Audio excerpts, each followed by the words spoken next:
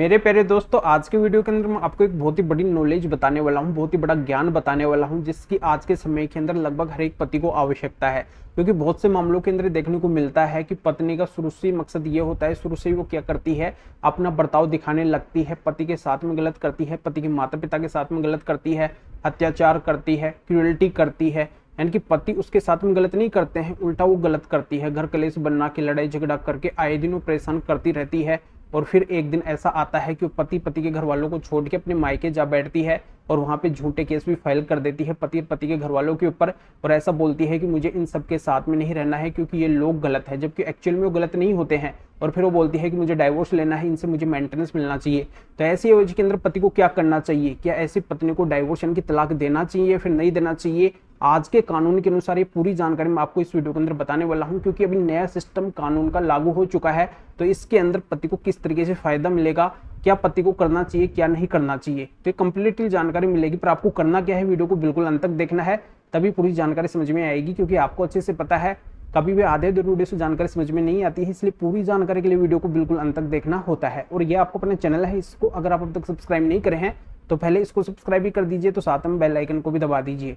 तो चलिए शुरू करते हैं दोस्तों। सबसे पहले तो यहाँ पे मैं बता देता हूँ कि अभी वर्तमान समय के अंदर ही अगर पति के साथ में पत्नी गलत कर रही है, पति के माता पिता के साथ में गलत कर रही है, तो पति को चुप नहीं बैठना है, पत्नी के एविडेंस बनाना है, सबूत बनाना है, उसकी वीडियो रिकॉर्डिंग करनी है। और जब भी पति सबूत बनाए, उसकी वीडियो रिकॉर्डिंग करे, तब पति को उस सबूत के अंदर गलत नहीं बोलना है। यानी कि पत्नी अगर गलत कर रही है, गलत बोल रही है, तो उसको बोलने दीजिए। जितना वो गलत करेगी, जितना वो गलत बोलेगी, उतना ही मजबूत एविडेंस बनेगा, उतना ही मजबूत वो सबूत बनेगा, और पत्नी पूरी तरह से फंस जाएगी उस सबूत के जाल के अंदर, उस एविडेंस के जाल के अंदर। तो इस तरीके से पति को उस गलत पत्नी के एविडेंस यानी कि सबूत बनाने हैं, ज्यादा से ज्यादा बनाने हैं, जितने बना सके उतना ही ज्यादा फायदा होगा। और फिर अगर पति एविडेंस बना ले, या फिर पति पहले से ही एविडेंस बना रखे हैं और पत्नी इस तरीके से मायके जा चुकी है, फिर जाने वाली है, वहां पे बैठ गई है, फिर बैठने वाली है, वहां पे जाके केस करने वाली है, फिर केस कर चुकी है, वो बोल रही है कि मुझे नहीं रहना है, साथ में वो डाइवोर्स का केस फाइल करने वाली है, तब पति को क्या स्टेप लेनी चाहिए? देखो, अगर पति एविडेंस बना लेते हैं और पत्नी के द्वारा जितने भी केस फाइल किए जाते हैं, तो उसके अंदर पति के ऊपर गंभीर आरोप लगाए जाते हैं कि पति ने ऐसा किया, वैसा किया, इन्होंने डोरी की डिमांड की, मेरे साथ में अत्याचार किया, मेरे साथ में क्रूरल्टी की, मुझे मारपीट के घर से बाहर निकाल दिया। तो पत्नी जितने भी आरोप लगाती है तो पत्नी को साबित करना होता है। पर यहाँ पे अगर पत्नी के पास में एविडेंस नहीं है, उल्टा पति के पास में ही उस पत्नी के खिलाफ एविडेंस है, तो पति क्या करेंगे? उन केसों के अंदर जाके पत्नी के एविडेंस दिखा देंगे, जिससे पति का और पति के घर वालों का उन केसों के अंदर पूरी तरह से बचाव हो जाएगा। पति और पति का पूरा पक्ष पूरी तरह से सेफ हो जाएगा, पत्नी ही उन केसों के जाल के अंदर फंस जाएगी। यानी कि पत्नी को उन किसी भी केस के अंदर फायदा नहीं मिलेगा जिन केसों के अंदर पत्नी फायदा उठाना चाहती है। यानी कि पत्नी को न तो डोरी के केस के अंदर फायदा मिलेगा, न डीवी के केस के अंदर फायदा मिलेगा, और न ही मेंटेनेंस के केस के अंदर फायदा मिलेगा।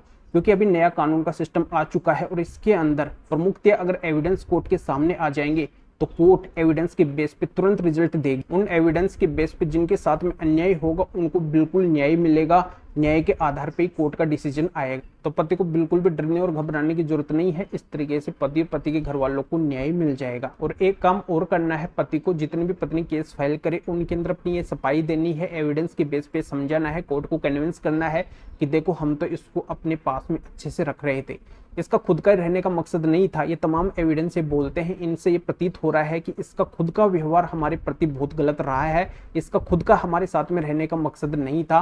तो इनसे जाहिर हो रहा है कि इस पत्नी ने हमारे ऊपर झूठे केस किए हैं। तो पति अगर इन बातों को साबित कर देते हैं एविडेंस के बेस, तो पत्नी को इस तरीके से भी किसी भी केस के अंदर फायदा नहीं मिलेगा। अब उस पत्नी का मकसद यही है कि वो केवल फंसाना चाहती है, प्रेशर बनाना चाहती है, हर एक केस के अंदर पति से फायदा उठाना चाहती है, और वो बोलती है कि मुझे पति के साथ में भी नहीं रहना है। यानी कि बिना वजह के एलिगेशन लगा कि इस तरीके की बात बोलती है या फिर वो डाइवोर्स का केस फाइल करती है, तो उसके अंदर बस पति को यही बोलना है कि देखो हम तो इसको अच्छे से रख रहे थे, आगे भी रखने वाले हैं, मैं इसको डाइवोर्स नहीं देना चाहता हूं। तो इस तरीके से उस पत्नी को बिल्कुल भी डाइवोर्स नहीं मिलेगा। यानी कि ऐसी एवज के अंदर पति कर वहां पे मना कर देते हैं, ये सारी बात बोल देते हैं, तो पत्नी को न तो डाइवोर्स मिलेगा, नहीं उसको किसी भी केस के अंदर फायदा मिलेगा। तो पत्नी जितने भी सपने देख रही है कि मुझे पति से अलग रहना है, इसको फंसाना भी है, तो सारे सपने यहाँ पे चूर चूर पत्नी के होते हुए दिखाई दे रहे हैं, इस तरीके से अगर पति चलते हैं। तो दोस्तों ये जानकारी आपके अच्छे से समझ में आ गई होगी। इस मैटर में अगर अधिक जानकारी चाहिए और भी अगर किसी भी तरीके की कोई भी कानूनी समस्या है, लीगल एडवाइस यानी कि कानूनी सलाह चाहिए, तो स्क्रीन के ऊपर मेरे व्हाट्सअप नंबर शो हो रहे हैं। इस व्हाट्सअप नंबर के ऊपर व्हाट्सअप मैसेज करके अपॉइंटमेंट बुक करवा के डायरेक्टली मेरे से कॉल के ऊपर बात कर सकते हैं। अपनी किसी भी तरीके की कोई भी कानूनी समस्या है तो उसका समाधान जान सकते हैं। तब इस वीडियो को लाइक कर दीजिए और शेयर भी कर दीजिए, जो और लोगों तक भी ये जानकारी पहुंच सके। तो वीडियो देखने के लिए आप सभी का बहुत बहुत धन्यवाद।